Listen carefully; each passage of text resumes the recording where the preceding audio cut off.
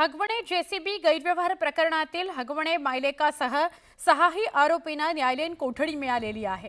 दोन्ही बाजूच्या वकिलांनी युक्तिवाद केला आणि त्यानंतर राजगुरुनगर न्यायालयाने शशांक आणि लता हगवणे मायलेकांसह प्रणय साठे आणि इतर 3 साथीदारांना न्यायालयीन कोठडी सुनावली आहे। त्यामुळे हगवणे मायलेकासह मुक्काम आता न्यायालयीन कोठडीमध्ये होणार असं बघायला मिळतंय।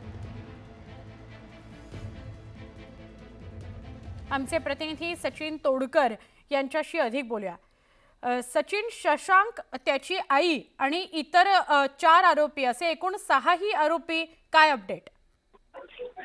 खरं तर हगवणे प्रकरणातील हे आरोपी आहेत, त्यांच्यावरती म्हाळुंगे MIDC मध्ये जेसीबी गैरव्यवहार प्रकरणामध्ये गुन्हा दाखल झाला होता आणि या गुन्ह्याच्या अनुषंगाने हगवणे मायलेकाला पहिले 3 दिवसांची पोलीस कोठडी सुनावण्यात आली होती। नंतर काल त्यांना 1 दिवसाची पोलीस कोठडी सुनावण्यात आली होती। या जेसीबी जप्ती प्रकरणामध्ये 3 आरोपींना अटक करण्यात आली होती, त्यांनाही 3 दिवसाची पोलीस कोठडी होती। त्याचबरोबर यात मध्यस्थी करणाऱ्या एकाला अटक करण्यात आली होती। अशा 6 आरोपींची आज पोलीस कोठडी संपली होती। त्यांना न्यायालयात राजगुरुनगर न्यायालयात हजर केला असता न्यायालयाने त्यांना आता पोलीस कोठडी न देता न्यायालयीन कोठडी दिलेली आहे। स्टुडिओ नक्की धन्यवाद, आपण ही माहिती दिली त्याबद्दल। राज ठाकरेंच्या सभांना गर्दी होते पण मतं मिळत नाहीत असं शरद पवार म्हणालेले आहेत। सध्या ठाकरे बंधू एकत्र येणार याच्या चर्चा सुरू असतानाच शरद पवारांनी हे वक्तव्य केलेलं आहे। उद्धव ठाकरेंना सभेचं मतांमध्ये परावर्तित करण्यात यश येतं पण राज ठाकरेंना ते येत नाही। ठाकरे बंधू एकत्र येण्याच्या चर्चांवर शरद पवारांनी हे भाष्य केलेलं आहे। अनौपचारिक गप्पांमध्ये शरद पवारांनी हे मोठं विधान केलेलं आहे।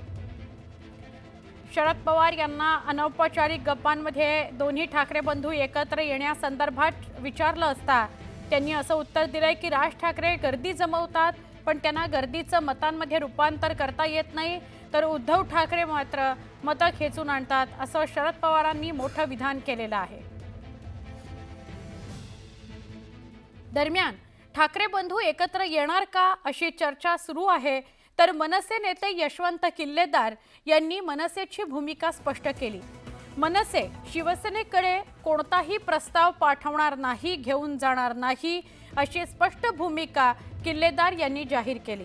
ही मनसेची भूमिका असल्याचंही त्यांनी म्हटलंय।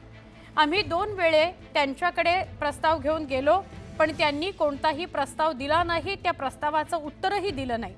यावेळी माध्यमांमध्ये चर्चा न करता त्यांनी आमच्याकडे प्रस्ताव घेऊन यावं असं किल्लेदार यांनी म्हटलं आहे। आपल्यासोबत बोलण्यासाठी थेट यशवंत किल्लेदार आहेत, आपण त्यांच्याशी या संदर्भातला संवाद साधणार आहोत। सर, काय सांगाल, आजच्या बैठकीमध्ये प्रामुख्याने गटाध्यक्ष पदासंदर्भात चर्चा झाली असेल, मात्र सर्वांचं लक्ष लागलंय उद्धव ठाकरे राज ठाकरे एकत्रित येणार की नाही याकडे। आज या बैठकीमध्ये राज ठाकरे या संदर्भात काय बोलले का? नाही, आज बैठक केवळ आढावा बैठक होती। केंद्रीय गटाध्यक्ष केंद्रीय समितीचं त्यांना 2 महिने जो टास्क दिला होता त्या टास्कवर त्यांनी काय काम केलं आणि त्यांना त्यातून काय अनुभव आला हे फक्त जाणून घेण्यासाठी त्यांनी आज बैठक घेतली होती। इतर कुठल्याही विषयावर हात घातलेला नाही किंवा भाष्य झालेलं नाही। खूप दिवसानंतर आज पुन्हा एकदा सामनाच्या फ्रंट पेजवरती आपल्याला राज ठाकरे उद्धव ठाकरे एकत्र पाहायला मिळाले। एकीकडे उद्धव ठाकरे साथ घालतायत तर दुसरीकडे राज ठाकरे त्यांना नेमका कसा प्रतिसाद देणार? हे कसं आहे माहिती आहे का, हे आता तुम्ही जो प्रश्न विचारला हा गेले मला दीड महिना हा फक्त माध्यमांच्या माध्यमातूनच आम्हाला समजतोय। आमच्याकडे असा कोणताही प्रस्ताव समोरून आलेला नाहीये। कारण युती व्हायची किंवा आघाडी व्हायची म्हटलं तर ते समोरून प्रस्ताव येणं गरजेचं आहे, प्रस्तावावर चर्चा होणं गरजेचं आहे आणि त्या 2 बंधूंमध्ये ते होणं गरजेचं आहे। तशा पद्धतीची कोणतीही पावलं उचलली गेलेली नाही आहेत आणि तशा पद्धतीचा कोणताही प्रस्ताव अद्याप आलेला नाहीये। त्यामुळे त्याच्यावर राज ठाकरे साहेब नेमकं काय भाष्य करणार? जेव्हा समोरून काय प्रस्ताव येईल तेव्हा राज ठाकरे साहेब त्याच्यावर जो काही योग्य निर्णय घ्यायचा तो घेतील। मनसे हा पक्ष सध्या शिवसेना पक्षाच्या प्रस्तावाची वाट पाहतोय का? वाट नाही, आता जर समोरून त्यांची इच्छा असेल आणि त्याचा प्रस्ताव पाठवत असतील तर राज ठाकरे साहेबांच्या स्वभावाप्रमाणे ते त्या प्रस्तावाचं नक्कीच स्वागत करतील आणि त्याच्यावर विचारमंथन करून निर्णय घेतील। मनसे हा पक्ष, तुम्ही सर्व पदाधिकारी असाल किंवा स्वतः राज ठाकरे असतील, मनसे हा पक्ष उद्धव बाळासाहेब ठाकरे यांच्याकडे काही प्रस्ताव घेऊन जाईल का? यापूर्वी गेलो आम्ही 2दा। आम्हाला अनुभव खूप वाईट आणि कटू आलेले आहेत। त्यामुळे मला वाटत नाही की अशा पद्धतीची मोमेंट आमच्याकडून होईल. म्हणजे यापुढे जो तिसऱ्यांदा जी काही पुढचं संगनमत होणार आहे, या पुढील काळामध्ये मनसे हा पक्ष उद्धव बाळासाहेब ठाकरे यांच्याकडे कोणताही प्रस्ताव घेऊन जाणार नाही. आता चर्चा जर ते घडवण्यात आणत असतील आणि त्यांच्या खरोखर मनात ती इच्छा असेल तर त्यांनी प्रस्ताव घेऊन यायला हवं ना. त्यामुळे तो आला प्रस्ताव तर त्याच्यावर नक्कीच सकारात्मक जो काही आहे तो विचार होईल आणि त्याच्यावर निर्णय होईल आणि राज ठाकरे साहेब त्याच्यावर नक्की काय सकारात्मक निर्णय घेऊ शकतात. आता हे दोन बंधू नेमके काय निर्णय घेणार याकडे सर्व राज्याचं लक्ष लागलेलं आहे. व्हिडिओ सचिन कुबडेसह मी तुषार रुपनवर, न्यूज 18 लोकमत, शिवतीर्थ, दादर, मुंबई. ठाकरे बंधूंच्या युतीच्या चर्चा सुरू असताना आता ठाकरेंच्या शिवसेनेच्या मुखपत्रावरील एका फोटोची राजकीय वर्तुळात चर्चा रंगली आहे. आज शिवसेनेचं मुखपत्र असलेल्या सामना वृत्तपत्रात अनेक वर्षांच्या कालावधीनं दोन्ही ठाकरे बंधूंचा एकत्र फोटो झळकलाय. आजच्या सामनाच्या मुखपृष्ठावर राज आणि उद्धव ठाकरेंचा एकत्र फोटो छापण्यात आलाय. या फोटोला दिलेल्या कॅप्शनमुळे युतीच्या चर्चांना उधाण आलं. महाराष्ट्राच्या मनात आहे तेच होणार अशी टॅगलाईन या फोटोला देण्यात आली आहे. त्यामुळे एकीकडे काल उद्धव ठाकरेंनी केलेलं सूचक विधान आणि त्यानंतर आता सामनाच्या मुखपत्रावरील या फोटोमुळे पुन्हा एकदा नव्या युतीची लवकरच सुरुवात होते का हे बघायचं.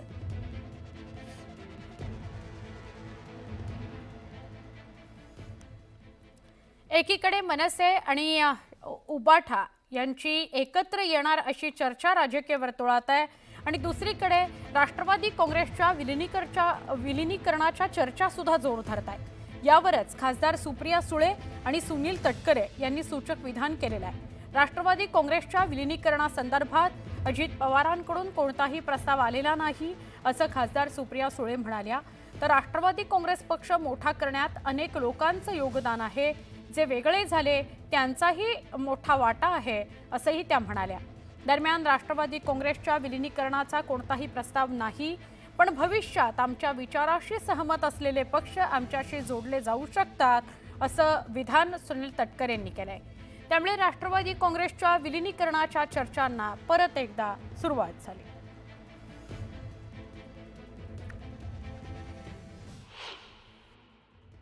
राष्ट्रवादी काँग्रेस पक्ष हा आदरणीय पवार साहेबांनी स्थापन केलेला पक्ष आहे. गेले 26 वर्ष या पक्षामध्ये अनेक लोकांचं खूप मोठं योगदान राहिलेलं आहे.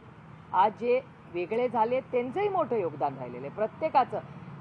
तर त्याच्यामुळे मला असं वाटतं की जो काही निर्णय होईल, एक तर माझ्याकडे कुठलाही प्रस्ताव नाही. राष्ट्रवादी काँग्रेस पक्ष मला विचारलं की दोन-तीनदा मुंबईला पत्रकार परिषदेतून स्पष्ट केले की अशा वेळची कुठली चर्चा, कुठलाही प्रस्ताव विलिनीकरणाचा किंवा इतर काय असतील तर तो राष्ट्रवादी काँग्रेस पक्षाकडे आलेलाच नाही. त्यामुळे आम्ही जे काही सामूहिक नेतृत्वाच्या माध्यमातून निर्णय करतो, आमचा एक गोष्ट त्याच्यामध्ये चर्चा